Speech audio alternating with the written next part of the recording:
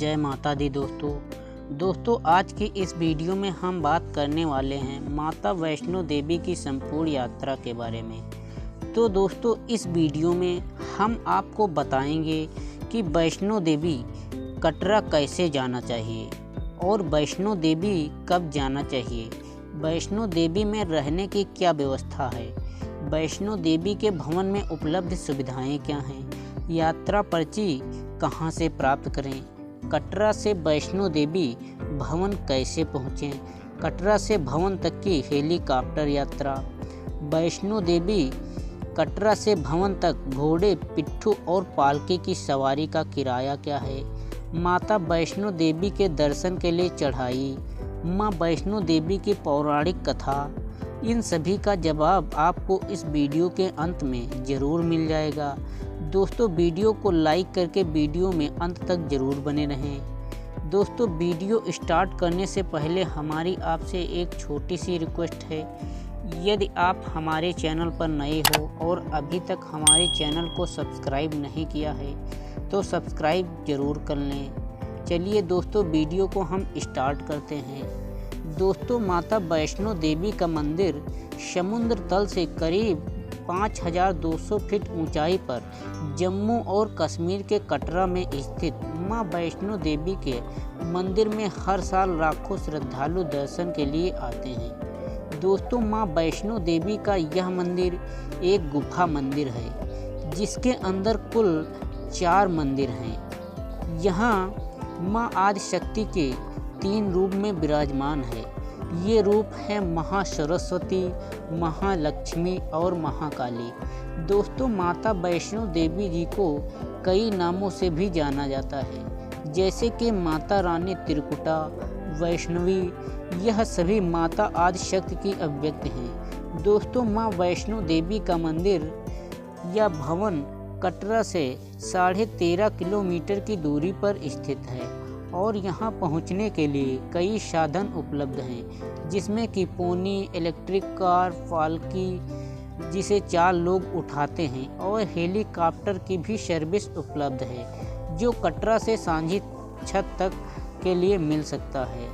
दोस्तों वैष्णो देवी कटरा कैसे पहुँचें? दोस्तों यहाँ पहुँचने के लिए 3 मार्ग हैं। दोस्तों पहला है हवाई मार्ग से वैष्णो देवी कटरा कैसे पहुँचें? दोस्तों जम्मू का रानी बाग एयरपोर्ट वैष्णो देवी का नज़दीकी एयरपोर्ट है। दोस्तों जम्मू से सड़क मार्ग के जरिए वैष्णो देवी के बैश कैंप कटरा पहुंचा जा सकता है। दोस्तों जिसकी दूरी करीब 50 किलोमीटर है। जम्मू से कटरा के बीच ट्रेन, बस और टैक्सी सर्विस आसानी से मिल जाती है। दोस्तों दूसरा मार्ग है वैष्णो देवी कटरा रेल मार्ग कैसे पहुँचें? दोस्तों वैष्णो देवी मंदिर के 2 नज़दीकी रेलवे स्टेशन जम्मू और कटरा है। दोस्तों कटरा देश भर के मुख्य शहरों से जम्मू रेल मार्ग के जरिए जुड़ा हुआ है। दोस्तों इसके अलावा वैष्णो देवी का बेस कैंप कटरा भी अब एक रेलवे स्टेशन बन गया है। दोस्तों जम्मू उधमपुर रेल रूट पर स्थित है।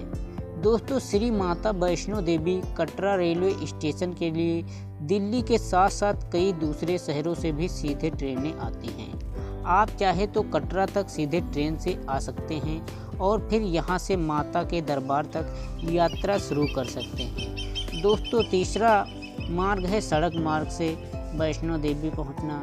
दोस्तों सड़क मार्ग के जरिए भी कटरा आसानी से पहुंचा जा सकता है।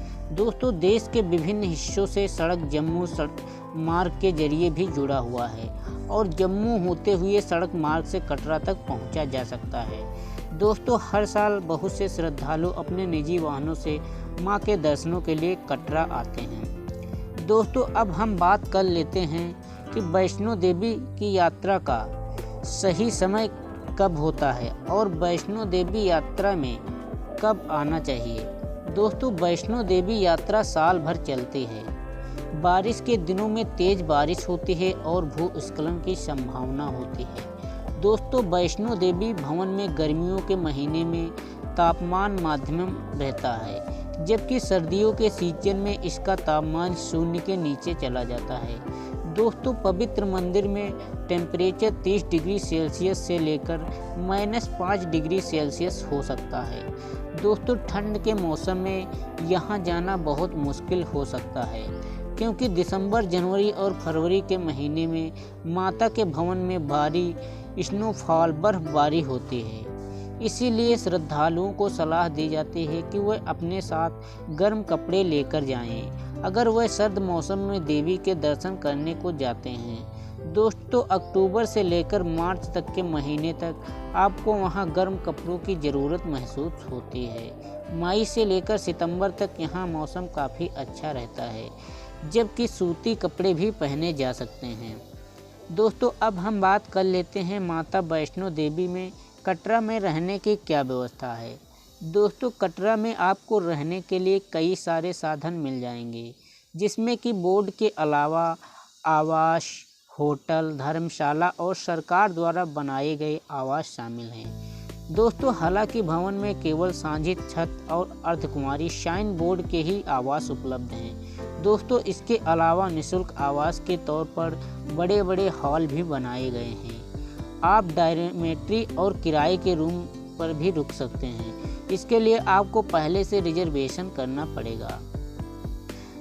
दोस्तों अब हम बात कर लेते हैं वैष्णो देवी के भवन में उपलब्ध सुविधाएं क्या क्या हैं। दोस्तों वैसे तो माता वैष्णो देवी के मंदिर में कई सारे रुकने के स्थान हैं, लेकिन फिर भी भारी संख्या में श्रद्धालुओं होने पर शायद आपको कॉरिडोर या जहां जगह मिले वहां ही सोना पड़ सकता है। दोस्तों आपको भवन में ब्लैंकेट आराम से किराए पर मिल जाएंगे। यहाँ कई सारे क्लॉक रूम उपलब्ध हैं, जहां आप अपना कीमती सामान जमा कर सकते हैं। ध्यान रहे आपका अपना वॉलेट, फ़ोन, कंघी, बेल्ट या कोई भी चमड़े की वस्तु दर्शन के पहले जमा करनी पड़ेगी।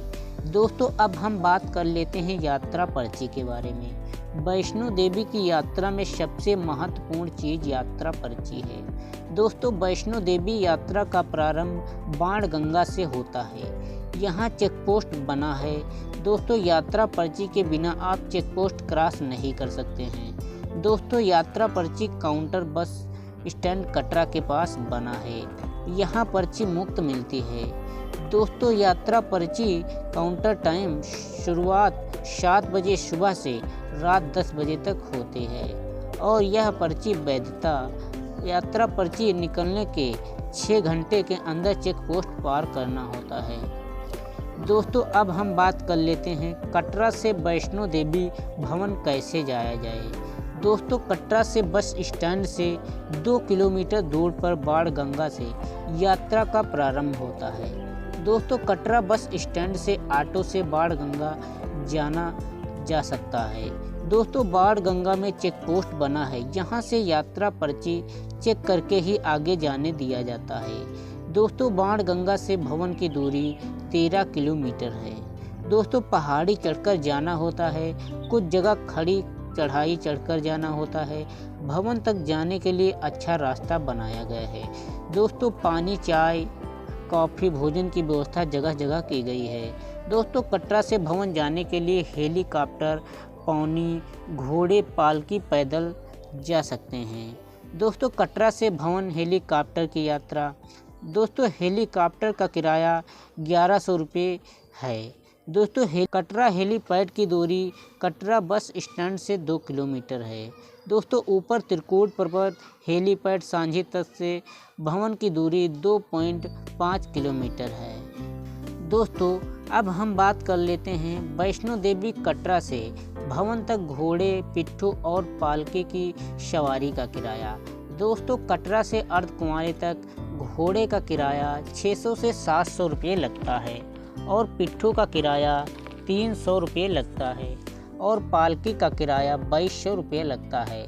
दोस्तों कटरा से भवन तक घोड़े का किराया 1300 लगता है और पिट्ठू का 550 रुपये लगता है और पालकी का 3700 रुपये लगता है।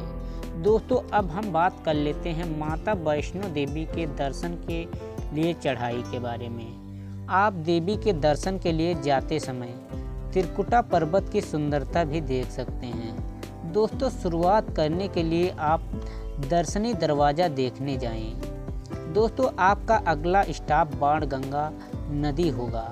इस स्थान पर माता रानी ने अपने बालों को धोया था और अपनी प्यास बुझाई थी। दोस्तों अगला पड़ाव अर्धकुमारी नामक स्थान है, जहां माता रानी ने 9 महीने तक भगवान शिव की तपस्या की थी और इसी समय भैरवनाथ ने उन्हें देखा था। दोस्तों इसीलिए माता वहां से गुफा में से निकलती हुई भवन तक जा पहुंची। दोस्तों दर्शन करने में सबसे बड़ी समस्या है भक्तों की लंबी लाइन लगना, इसलिए रजिस्ट्रेशन कराने के बाद आप भवन की ओर चले जाएं। दोस्तों आपको दर्शन का नंबर मिलने में करीब 15 से 20 घंटे लग सकते हैं। दोस्तों श्राइन बोर्ड ने भवन तक जाने के लिए एक नया रास्ता बनाया है। दोस्तों जहां पोनी नहीं जा सकते, यहाँ बहुत ही खूबसूरत पहाड़ी ट्रैकिंग है, जिसमें आपको करीब 2.5 घंटे का समय लग सकता है, क्योंकि भवन से यहाँ से 6 किलोमीटर दूर है। दोस्तों भवन पहुँचने पर आप आरती के लिए बुकिंग कर सकते हैं, क्योंकि इस यात्रा का सबसे अनमोल वक्त यही होगा। दोस्तों जब आरती होगी तब आप इतनी सारी सकारात्मक ऊर्जा से भर जाएंगे कि आपको लगेगा आप स्वर्ग में हैं। दोस्तों आरती के बाद आप भैरव घाटी में जा सकते हैं, जो कि एक स्टीप घाटी है, जिसे चट्टानों में आपको कठिनाई हो सकती है और पोनी के साथ जाना तो और भी मुश्किल हो सकता है। यहाँ रोप वे जाना ज़्यादा उचित रहेगा। अब दोस्तों हम बात कर लेते हैं वैष्णो देवी की पौराणिक कथा के बारे में। दोस्तों प्राचीन काल में भैरवनाथ नाम का एक तांत्रिक था। अपनी तंत्र और मंत्र विद्या से महाप्रभावशाली बन गया था। दोस्तों देवी देवताओं के भक्तों को सताता था। उनके अत्याचार से देवी देवताओं के उपासक परेशान और दुखी थे। दोस्तों हसाली गांव में माता वैष्णो देवी का श्रीधर नाम का परम भक्त रहता था। दोस्तों माता की श्रीधर पर विशेष कृपा दृष्टि थी। भैरवनाथ को इस बात की भनक लगी कि भैरवनाथ अपने 360 शिष्यों के साथ श्रीधर के घर पहुंच गया और भंडारे का आयोजन करने का दबाव बनाया। दोस्तों उसने सभी गांव वालों को भंडारे में आमंत्रित करने का आदेश दिया। श्रीधर गरीब ब्राह्मण था। वह घबरा गया और चिंता में डूब गया। दोस्तों तभी माता वहां प्रकट हुई और श्रीधर को समझाया, तुम चिंता मत करो, मैं सभी प्रबंध कर दूंगी। दोस्तों तुम सभी गांव वालों को भंडारे में आमंत्रित करो। श्रीधर ने सभी को भंडारे में आमंत्रित किया। सभी गांव वाले भंडारे में उपस्थित हो गए। दोस्तों वैष्णो देवी भी अपने शिष्यों के साथ भंडारे में आ गई। दोस्तों माता वैष्णो देवी ने एक कन्या का रूप धारण कर लिया था। माता ने अपनी शक्ति से सोने चांदी के बर्तन में अनेक प्रकार के पकवान वहां उपस्थित कर दिए।